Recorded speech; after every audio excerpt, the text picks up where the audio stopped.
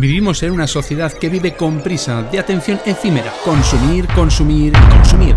Los fabricantes del sector lo saben y por eso no dejan de enfrentarse unos con otros en crueles batallas de innovación, intentando captar nuestra atención. Aquí es donde entro yo para perder mi tiempo en analizar, cuestionar, probar y machacar para que tú puedas ahorrar tiempo y dinero, dándote una opinión sincera e imparcial.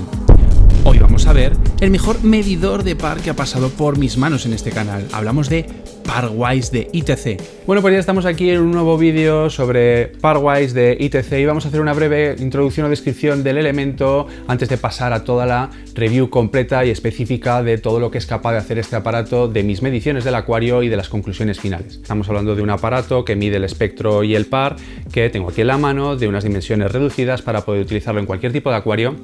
Y además un conector, un cable conector bastante largo para que no haya problemas a la hora de acceder a acuarios grandes, a sitios un poco más alejados de nuestro entorno. Además cuenta con un USB, como el que veis, normal, y un adaptador de USB a USB-C para poder conectarlo a dispositivos portátiles. Y deciros, como pincelada, que he tenido problemas incluso con algunos componentes que dice que son compatibles, como por ejemplo una tablet Android, dejándome tirado en el viaje a Menorca que comenté en verano que iba a hacer y que finalmente no pude realizar ninguna medición, con el consiguiente cabreo con el que me volví de nuevo a la península.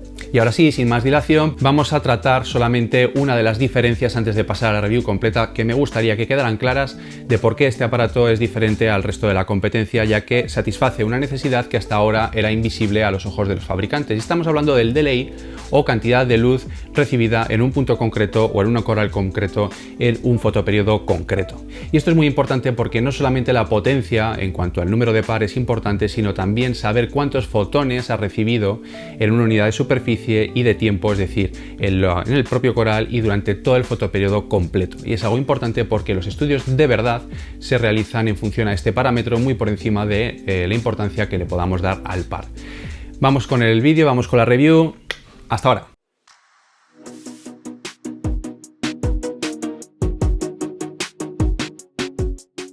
Y es que nos encontramos con un tablero principal realmente atractivo y sencillo.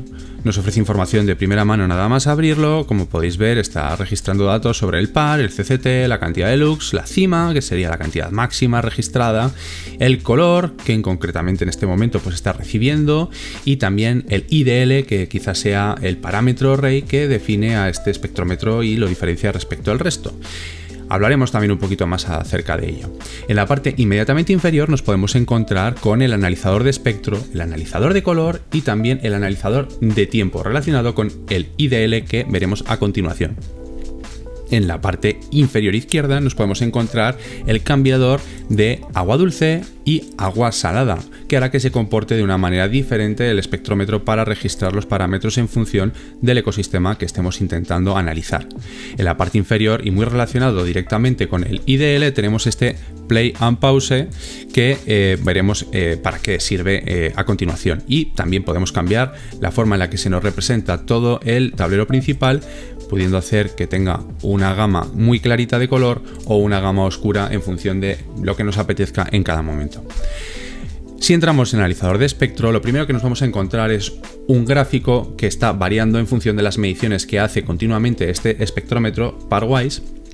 Y pues podemos ver todo el espectro de color medido desde los 380 nanómetros hasta los 800 nanómetros.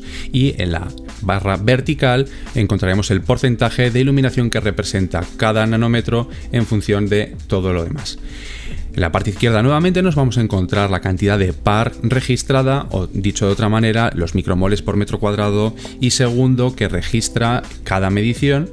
También el CCT, que sería los grados Kelvin que están registrando todo el tiempo, es decir, que todo este espectro en su suma, en el sumatorio, pues nos va a dar una cantidad de temperatura, de color, de la luz que está incidiendo en él. Asimismo, más a la derecha tendríamos los lux, que es otra unidad de medida de la cantidad de iluminación que le está llegando, sin tener en cuenta ni el tiempo ni la unidad de superficie.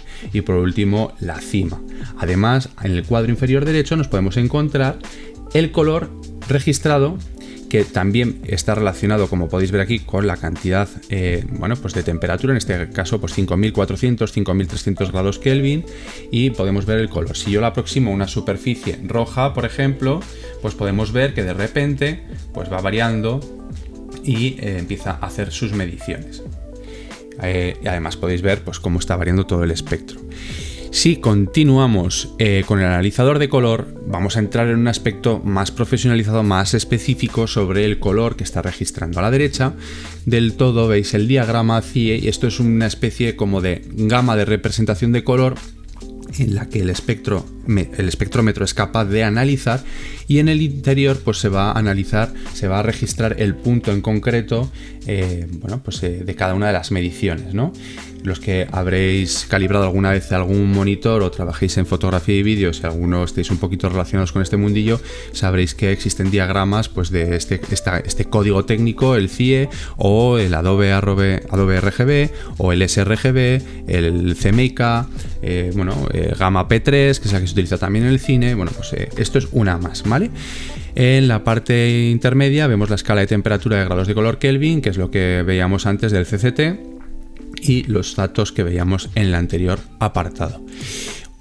También en el analizador de tiempo vamos a encontrar por una parte, en la parte izquierda, la luz integral de luz por unidad de tiempo, al igual que la derecha, pero medida realmente. Es el sumatorio que recibe el espectrómetro desde que nosotros le damos al play y empieza a avanzar la línea de tiempo y empieza a registrarlo todo. ¿Esto para qué sirve? Pues si nosotros tenemos un fotoperiodo diferente de 12 horas, pues vamos a poder sumergir este aparato durante el fotoperiodo completo para ver cuánto recibe un coral en concreto, un punto del acuario en concreto, en un fotoperiodo concreto de nuestro acuario, con nuestras condiciones, porque recordemos que el agua puede estar más cargada de materia orgánica o menos, más tintada, más teñida, y por lo tanto pues va a variar también la cantidad de iluminación que le llega independientemente de la pantalla que tengamos. Y por la parte de la derecha nos vamos a encontrar la cantidad integral también diaria, pero en este caso lo que va a hacer es una suposición, y es que está recibiendo 12 horas de iluminación el acuario.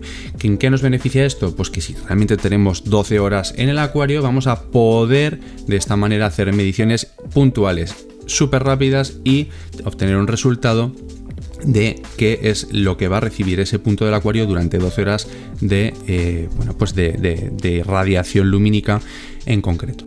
Y aquí os dejo como referencia unas mediciones de par de mi acuario. Como información os diré que mide 1,60 m de largo por 80 centímetros de ancho y 50 centímetros de alto.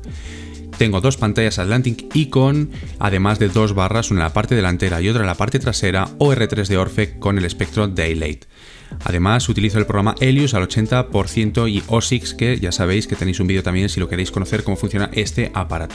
Como podéis observar, entre la parte más alta y la parte más baja en la arena hay apenas una diferencia de 250-300 de par en el extremo más extremista que podéis encontrar dentro de mi urna, pero los corales, en la superficie de los corales, respecto de los más bajos y los más altos, apenas hay una diferencia de 200, y esto es importante destacarlo porque lo que está indicando es que mis pantallas están repartiendo perfectamente la luz por toda la superficie y por todo el volumen de la urna. Y en pantalla podéis ver el sumatorio del espectro real promedio que he podido obtener de todas las mediciones par que acabáis de ver en el vídeo. Y esto realmente es más importante de lo que parece, porque me da dos conclusiones claras. Por una parte, la empresa Orphec, que es la empresa fabricante de las pantallas que monto encima de mi acuario, cuando anuncia su espectro tan famoso y lo pone en las publicidades, realmente se mantiene y se corresponde con lo que yo he podido observar en mi acuario gracias a Parwise. Y por otra parte, la más importante, la que nos interesa en este vídeo, es que gracias a ello y gracias a tener esta tabla de referencia ofrecida por Orphec, he podido comprobar que realmente este aparato es capaz de medir con alta precisión todos los espectros que se le ponen por delante. Por lo tanto, creo que es un aparato recomendable para tener nuestra caja de herramientas a la hora de calibrar y medir nuestro aparato o pantalla de iluminación. Bien, y ahora vamos con el apartado de conclusiones, porque hay muchas cosas positivas y alguna negativa, más bien una negativa que diré al final.